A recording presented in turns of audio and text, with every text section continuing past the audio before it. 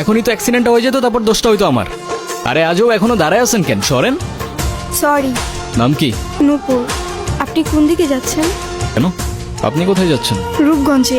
আপনি চাইলে আমি আপনাকে ড্রপ করে দিতে পারি। আপনাকে ধন্যবাদ বলে ছোট করব, আপনি সত্যি আমার অনেক বড় উপকার করলেন। আচ্ছা, আপনি এখান থেকে তাহলে কোথায় যাবেন? আমার একটা ফ্রেন্ড আসবে।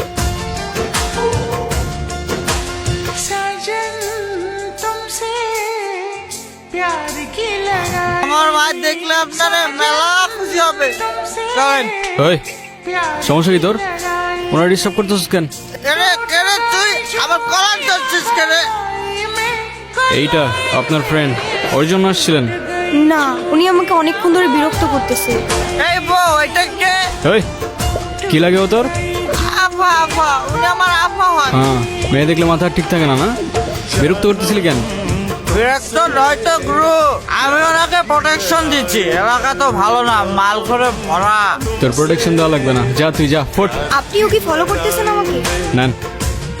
আসলে আমার একদমই খেয়াল ছিল না। আপনার গাড়িতে ফেলে আসছিলাম না? Yes ma'am. একটা কল করা যাবে? হ্যালো, আমি নূপুর। তোমার নাম্বার কি হয়েছে? বাসায় ফেলে আসছি। আমি তো রূপগঞ্জে। তুমি কোথায়? কিন্তু আমি তো রূপগঞ্জ নাই এখন। সকালে আম্মু আপুর সাথে কদমতলী আসছি। তোমাকে না কালকে বললাম আমি রূপগঞ্জে আসতেছি। আমার তো খেয়ালই ছিল না। তো আমি এখন একা কি করব এখানে? তুমি এক কাজ করো, শ্যামপুর স্টেশনে আসো, ওইখান থেকে আমরা একসাথে পালাই যাবো। আচ্ছা ঠিক আছে। আপনি কি আমাকে একটু শ্যামপুর স্টেশনে পৌঁছে দিতে পারবেন? চলেন, আমাদের জার্নি এখানেই শেষ। আচ্ছা, আপনার বয়ফ্রেন্ড কই? ও আসে নাই? আসছে হয়তো। আচ্ছা, আপনার ফোনটা একটু দেন তো। কি হয়েছে, তুমি কল ধরতেছো না কেন? আমি স্টেশনে এসে দাঁড়ায় আছি, তুমি কই? আসলে একটা প্রবলেম হয়ে গেছে, বুঝছো? কি হয়েছে? আম্মু বলতেছে যে মেয়ের বাপ মায়ের পরিচয়টাই নাই, সেই মেয়ের আমি পরে ধরতে পারবো। এই শহরের মানুষগুলোর জন্য কান্না করে লাভ নেই, মুখটা ধুয়ে ফেলেন, আর পারলে সাথে নিজের কষ্টগুলোও মুছে ফেলেন। বলছিলাম না, আজকাল মানুষের 2 দিনে ভালোবাসা হয়, 3 দিনে পালাই গিয়ে 4 দিনে ডিভোর্স হয়ে যায়। আপনার তো তাও ভাগ্য ভালো, আগেই কাহিনী শেষ। আচ্ছা, আমার সাথে বারবার কেন এমন করে বলতে পারেন?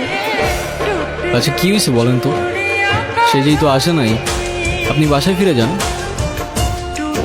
না, আমি আর ওই বাসায় ফিরতে পারবো না, আর কখনো ফিরতে চাই না। ফিরতে চান না মানে? ঠিক বুঝতে পারলাম না। মা বাবা হারানোর পর আমি আমার মামা বাড়িতেই বড় হয়েছি।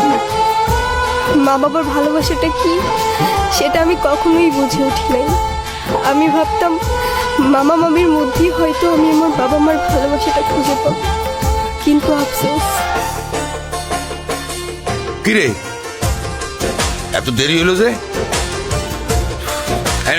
এই 500 টাকা তোর কাছে রাখ, আর তোর মামি আসলি কোষ আমি হাটে গেছি। হ্যাঁ, মামার একটা বদ অভ্যাস, মামা জুয়ায় আসক্ত। 3 বেলা না খেয়ে থাকলেও তার জুয়া ছাড়া এক মুহূর্ত চলতো না, আর তার জুয়ার সঙ্গী ছিল জাহাঙ্গীর। এইগুলো ওরে পড়ায় নিয়ে আসো, আজকে জাহাঙ্গীরের লগে ওর বিয়া দিব। কি কর মাইয়াটার তো কিছুই কর নাই। কেন ওরে কর রাখবো কেন? বেশি কথা বাড়ায় না তো, যাও ওরে রেডি করে নিয়ে আসো, যাও। তোর মামার আমার জীবনটা নষ্ট করছে, এখন তোর জীবনটা নষ্ট করবে। শুনছি 7-8টা বউ আছে, সংসার করতে পারে না। তোরে না একটা পুলায় ভালোবাসে, এই পুলাটারে কল দিয়া পুলাটার সাথে পালায় আসা। তোর জীবনটা নষ্ট করিস না। ও নাকি আমাকে অনেক ভালোবাসে, আমার জন্য সব কিছু করতে পারবে। ওর কথাগুলো শুনলে মনে হতো পৃথিবীতে অন্তত কেউ একজন আছে যে আমাকে সত্যিকারের ভালোবাসে। আর যখন কাঁধে দায়িত্বটা পড়লো, সেই ভালোবাসা জানালা দিয়ে পালায় গেল, তাই তো?